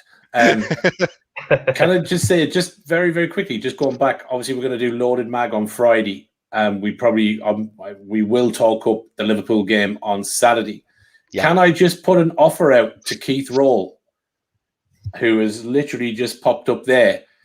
Keith, if you are interested in either popping on for 5 minutes on Friday night live with us, if not, will you send us in some statistics and some stats for Liverpool versus Newcastle prior games and give us a few bits to chat over on Friday night? So there's an open invite for you to come on for 5-10 minutes with us and chat with a few statistics, Liverpool, Newcastle, prior games, and have a little opinion. If not, send us some details. Look, the guy is just full of stats. Amazing. Keith, give us some stats. If you want to do something on the show and you want to have a little opportunity of becoming our Friday night stato for Newcastle, give us a shout out to any of us, and we'd love to get you involved. There you go. There's an open offer to Keith. Nice one.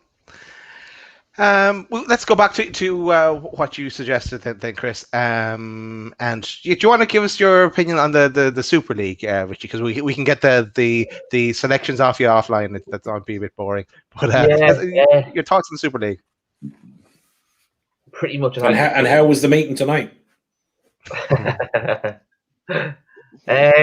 I think it's pretty much the same as what everybody said. Every single genuine football fan has been saying over the last 48 hours. I always thought it was a complete non-starter. I think the only time I was actually seriously concerned was when Gary Neville mentioned on Sky Sports on Monday morning. Yeah. When he turned around and realised that the letter of intention had been signed by Joel Glazer. That was the only time I was concerned, because his exact words were, if he puts his name to something, it's usually a goer, because otherwise he'll just hide behind Ed Woodward. I just think that I think it's really, really refreshing to see that fan power has actually got the right result. Yeah, as Martin says, fans win. # kick out the 6. It's really refreshing to see, because obviously, there might be room going forward for another competition, but you just can't have a competition where it's closed. We're not American sports where you do not do relegation, and you have this Super Bowl, European Super Cup final, which is what the Americans are all after. Close shop, more money in. No one's going to progress. No one's going to spoil the party. No, it takes away the whole basis of a pyramid. The people who. I know people have brought up about how Sky changed everything at the early 90s when they took over and the Premier League was formed. But you still look at that, and the main difference was that desire, because of obviously the money was there. You had, you go back to years when you had, look at Bournemouth, what sort of years they've had over the last 10 to 15 years. Close to going into the conference, and then they make their way all the way to the Premier League. That's something that wouldn't be able to possible. Something like the European Super League.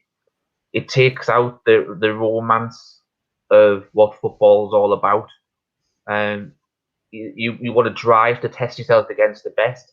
And why can't it be with like a Bournemouth, how they've turned stuff around? Who's to say that there's not another team that's currently in the conference that's going to make the way to the Premier League at some point? Just you can't close shop, and it takes away every single bit of football. It's just completely wrong on every single level, and it's all for money. And they forget, and it's we're the people who pay their wages. We're the people who generate the money, and the pandemics put them in this situation and stuff like that. But the thing is, though, if these clubs go and leave, what happens to the fans who then don't turn up? Where they're going to get the money? Yes, there's going to be some fans who still go to get tickets and stuff like that, and that's probably the one sad thing that a lot of the clubs will think, oh well, we'll lose some fans, but there's some fans that still follow us and stuff like that. But it was all just a money-making scheme. Fans make football. The amount of managers that have said that, and pros over the last few days have said that, it's just completely right. Fans They called existing. How many times over the last 12 months when the pandemic's been on, people turn around and said, this football it's just like testimonials or a friendly or a kickabout on the training pitch because there's no fans there. Yeah. Look at the difference how Newcastle have been, how Steve Bruce's term would have been this last 12 months if fans had been in the ground. Football is fans. As I think what James Corden said the other night, a lot of the teams in the history of the Premier League, anywhere in English football, even if you go like to Scotland as well and stuff like that, and you'll have exactly the same over in Italy and Spain, who were having their big three teams leaving as well. A lot of these teams are built on working class communities, from shipyards to fishing to coal mining, hard working class towns and cities, and just for big money men from America to come in and just say, fuck you. Yeah. I'm sorry, Mitch, you just made a fantastic point then, which we didn't touch upon before, when you were saying about the existing fans and what will happen to existing fans. Some would stay, some would go, and a point we didn't touch upon earlier was when they referred to us existing fans as legacy fans, and then they said there'll be new fans, and then you think, what's all that about? Like, we didn't even say that before, did we, Mart? But yeah, that was there was a comment or so about it, but no. They're not in touch with the real world. That's the problem, Chris. No. It's like someone said tonight about Joe Glazer. He wrote that letter tonight, but he's wrote from behind the desk in Florida. Yeah. How many times how many times he come over to Manchester and face the fans? No, he's hid behind Ed Woodward, who's took the flak for pretty much the whole tenure that he's been there. Do you know what I mean? It's just and now he's got the other side of those guild and everything. Do you know what I mean? So the other side of that owners piece, though, Richie, you make a good point. You said there about a lot of these clubs were made and are from working class backgrounds. If you think about the fans, the owners made these decisions based on greed. None of these clubs. None of them, none of the 14 in the Premier League, none of the 20, including the top 6, would be any of the clubs they are without the fans. And these are fans that, let's not forget, that these businessmen made a decision in the midst of a pandemic when people have lost their jobs, are unemployed, some people have serious mental health issues. People have committed suicide. Hundreds and hundreds of things have gone on. And the only thought in these guys' heads were, how much more money can I make? And what they forgot about was fellas, women, kids who work hard every single day of the week to get their money together for a ticket or a season ticket or an away ticket. and put money into that club. And I think it's just, it's an absolute travesty that fans are just funny not how respected. It's funny what you just said there, Martin, because me and Chris had a conversation and I told him a little story about Bielsa. I don't know whether you mentioned it earlier on. No, but it was all about showing how important fans are and how clubs should appreciate them. Now, when Bielsa took over at Leeds, the first thing he did is he actually took the whole squad out. He went and found out how much the hourly wage was for the typical person working in Leeds. And he went and took the playing squad, litter picking for 5 hours in the local community and said, this is what some people do to afford a match day ticket to come and see you every single week. Like every time you put on that shirt, it's a great idea. You deliver that for your fans who pay good, hard-earned money to come and see you. Yeah, and when I heard that, I just thought, you know what? There should be more managers out there like that who are in touch with the real world. And as I said to Chris, Chile's not a well-off country where he's from, but could you imagine him growing up in Chile, 50-odd years ago, how hard it would have been then? It's nice to know that someone that's, how old he is still in touch with the real world. Mitch, just to quickly add, mate, and just a final finish and touch on it, because I thought it was quite a really good question that Daz asked. In terms of punishment, so what do you think is a fair punishment, or do you think that they go unpunished? No, do you know what? I actually had this. My son asked this question yesterday. I don't think this points deduction doesn't work for me because with the player squad that they've got, and you see, look, Man City are 11 points ahead of Man United at the minute. Take a deduction of 12 points, they're still going to be up and thereabouts at the end of the season by the time the squad they've got competitively else. Fines, they've got enough money anyway, so fines don't work for me. The one thing I would love to have done, and I would love to have made an example of the 6 teams. They considered making the football pyramid pretty much non-existent money-wise, with them leaving it and just going to the Super League. And people like the grassroots level and going down to say like League 2 and stuff like that would have really, really had some of their, income that's passed down from the Premier League and stuff like that would have been drastically affected. So I actually said to me, son, do you know what I would do? I would do what the Scottish FA did to Rangers a few years ago. I would demote them to League 2. And the reason why I would do that is I would promote the top 6 from the Championship. They're exactly the same from League 1 to the Championship and the same from League 2 to League 1. And the reason I would do that is, one, it sets them an example, but they're still able to play in the English League that they so wanted to do by still playing the European League. But what it would do is, it would also help increase the money for every single team in League 2 through attendances for home fixtures, because they will get better attendances playing teams such as Man City, Man United, Chelsea, etc. You're also then going to have the top 6 vying for 3 or 4 promotion places. So 2 of them are going to be stuck in League 2, and then there's going to be no guarantee. So they then have to earn their right to be in the top flight. It's not a God-given. That would be my punishment.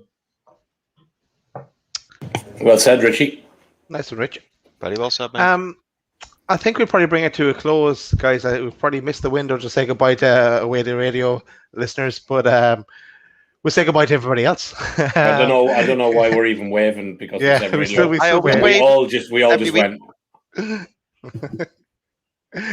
But I'd like to thank everyone for listening to us tonight, and make sure you hit that subscribe button. But I imagine that anyone that's listening to us has already done that. But it's there. If not, it's that big red button just says subscribe, and that will be great for us. And I'd also ask people who are watching and listening, get on the channel. If you're already liked and subscribed, we normally throw the show out on Twitter and stuff afterwards. Forward it on, retweet it, send it to a few people, send it to your followers, get the word out. We're trying to get the show out there. We put a lot of good stuff on. We sit here for 2 hours and try and entertain and do a few bits. So please help us and get it out there a bit more. And we'll keep bringing good content, but it'd be great to get a few more people watching. And fair play to Tom, he spotted the hat. Yes. He's the only one that asked about it. Yes, Loaded Mag. There it is, the first one out of the production line. Loaded Mag, yes. A little gift that I got myself all the way from the USA, specially designed. Hang on, I will show. It's a Loaded Mag on the side, wrong side. We've got the little NUFC, and on the back, at Loaded HQ1, the old Twitter handle. Love that. There you go.